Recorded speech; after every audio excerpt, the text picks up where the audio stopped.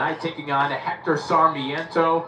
14 knockouts in his 15 pro victories. Last time out, a 4-round stoppage win over Diner Barrio in Houston on Red Owl Boxing here on DAZN. Raul, in that fight, I didn't count officially, but I think Barrio threw about 5 punches in that entire fight, so he's looking for a little bit more resistance here tonight against Sarmiento. I would think so, especially a kid like Mercado, you gotta not only keep him busy, but you want to, every time he fights, you want to pick up the level of opposition. You want a good test, if he wants to be tested when they thinks he's ready for the top 140 pounders, it's not going to happen that way. So, we need a better test, and hopefully Sarmiento could give him that test, Corey. Well, Al, when it comes to blue chip prospects, we've seen them come and go throughout boxing history.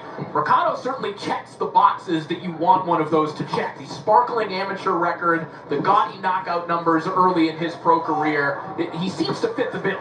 He does, and he has faced a number of former contenders like Hank Lundy, and you mentioned Barrio, and a few others, Jason Velez, and has beat them at a point where they're not at their best still, but he's getting those kind of wins. Now, Sarmiento's was once, he fought back in 2020, he fought Dennis Baranchek, who is now a WBO lightweight champion, won 12 rounds, but he has not fought since. He's been off for a long time. So the question is, how much of Sarmiento that before was a pretty good fighter is left? Yeah, how much is left over 1,617 days that he has not been in professional action. The only man to go the distance with Ernesto Mercado, as he lands a beautiful left hook there a moment ago, is Zolasani and Dungeni, and that is not a stain on anyone's resume. He took Raymond Murataya the distance, took a thrashing from Arnold Barbosa before referee Raul Calles finally stopped it, but that is a durable man. Oh, so far it's been all Tito Mercado, just landing at will, landing power shots, establishing his jab, good body shots. He's having a field day so far with Sarmiento in this first round. His body shot there from Mercado. And the more Sarmiento tries to attack, and he has a couple times in this round, Mercado's a very good counter puncher and has scored several big knockouts with counter punches. And Mercado has talked about being very cognizant of how he wins on the way up. It's one thing to go through the motions, to beat the journeyman, to beat the faded contenders. It's another thing to do it the way that he's been doing it, and that seems very intentional. 10 seconds. Straight a little bit low from Tito Mercado. Seconds tick away in the first round that Hector Sarmiento has fought in over 4 years. Time. That'll do it for round 1.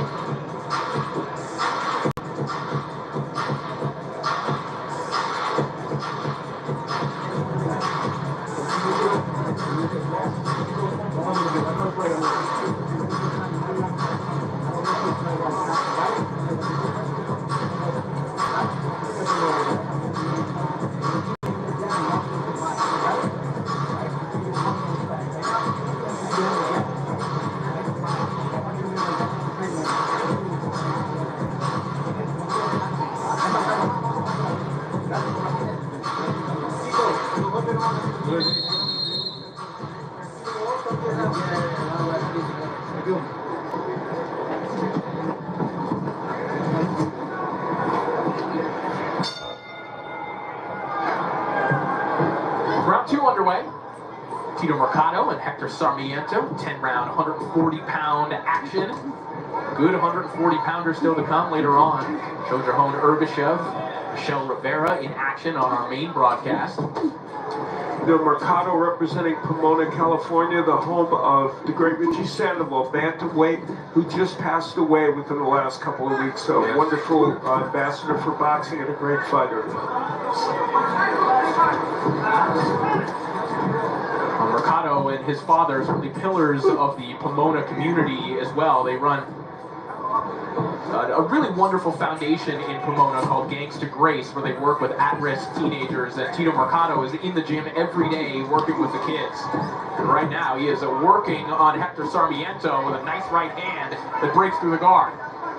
Yeah, that's exactly. Talking about breaking through the guard, that's what Mercado needs to do with Sarmiento. Because Sarmiento sometimes, you know, he covers up pretty well that frame defense, you know, kind of like Winky Wright, Arthur Abraham, and you got to go around the gloves or up the middle to open up that guard.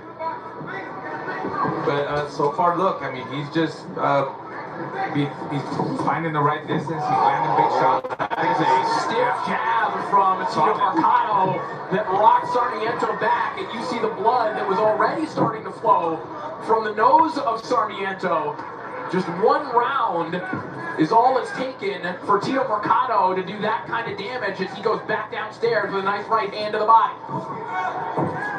Like the way he's maneuvering and just controlling the distance with the jab, with a touching jab, or he just puts the jab out there to set up his combinations, his right hands, his body shots.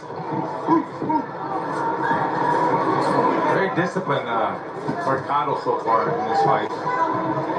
Mercado hunting for knockout number 15. Well, it might be coming pretty soon if he keeps touching Sarmiento with those kind of shots. I see Sarmiento's body language already asking for help. You know, he's holding on and he's going into survival mode. I don't know how much. I give him maybe 2 more rounds where he's tough, but you can't keep getting that kind of punishment. That reach advantage certainly coming into play for Mercado. You see the footwork of Mercado, Raul. He can be all the way out of range. His body completely out of punching range seemingly, but he's still hitting. Yeah, he's big for this weight class. He's long, he's tall, he's a power puncher, he's very skillful. It's hard to figure him out, you know. He's gonna take a guy that knows how to apply pressure like that, kind of zigzagging in, you know, like kind of like Mike Tyson. That's sucking. Feint and go to the body and stick to him. Good defense. He'll fight those guys down the line. Big combination there from Mercado, right hand Nice. and right on the belt line. And Sarmiento pouring blood as he heads back to his corner.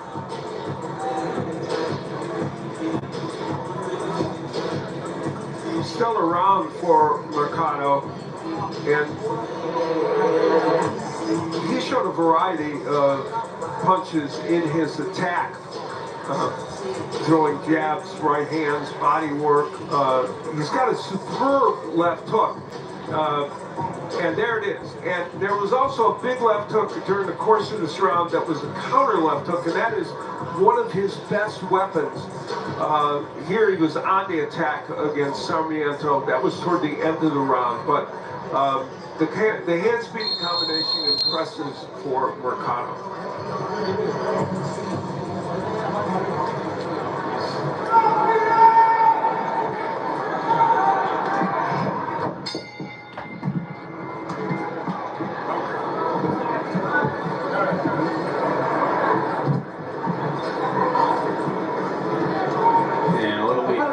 A little bit of housekeeping, excuse me, needs to be done here as Ansel Stewart be tasked with wiping up the water and blood covering the corner of Hector Sarmiento, courtesy of that knockout power of Tito Mercado as round 3 begins. Mercado, a 2021 Olympic alternate. We have to work in the Olympic tidbits. Yes. We have an Olympian on our broadcast, too. This is that time of year for sure, and we got an Olympian sitting right next to us here. And you covered me there talking about the Olympics that are in Paris, France now. They had the opening ceremonies yesterday, so it's been 32 years ago that I was in the Olympics. And guess who was covering for it? Al Bernstein. I was there. Luckily, I was only 12 years old at the time. Yes. Yeah, that was a great memory that we share. And you were wonderful in those Olympics. Solid shots from Mercado, and again, that you know, amateur pedigree. You see it. He's very skillful, very relaxed. He's focused. You know, of course, he's fighting a guy that, you know, he's doing whatever he wants at any time he wants to do it. But it's part of growing, building up his record. And, you know, going the rounds with a guy that, you know, he tries every now and then, but, you know, Mercado's just, he's a smarter guy. He's got the skills. He's got the goods. Well, and this has been a pattern throughout Mercado's career. He's making guys like Sarmiento and some of the names, Al, that you mentioned earlier, guys that other fighters around this juncture of Mercado's career would not be having this kind of a night against right now. This is thorough domination. Right, he's exceeded where others have been before him, and you know, he wants to be great. There's that left hook. I'll tell you, Mercado's left hook when a fighter starts to step in against it is so effective.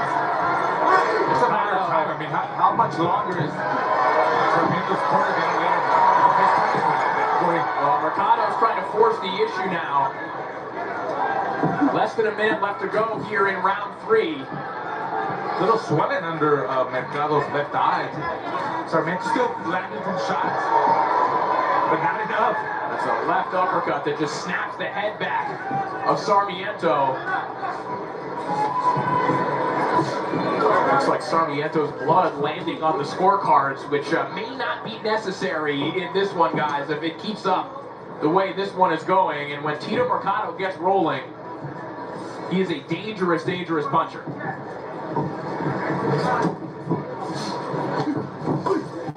Hard body shot there from Mercado. Just finding a spot for him right along the belt line of Sarmiento. 10 seconds. I think in the next round, Mercado needs to go for the finish. When he hurts him, he needs to jump on him with flurries and just go for it. It's that time now for him. There from Mercado. You can hear that one everywhere in Little Caesars Arena.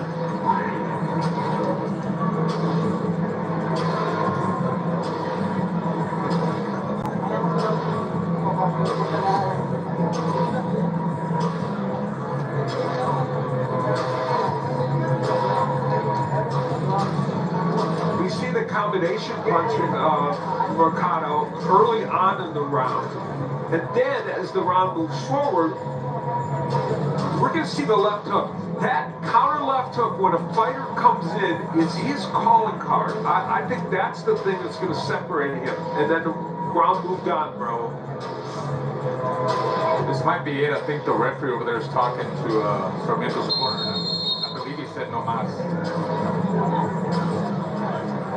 And I think we got the signal from referee Ansel Stewart. I believe this one will be over. And it is. This one is waved off, so make it 50. Yes!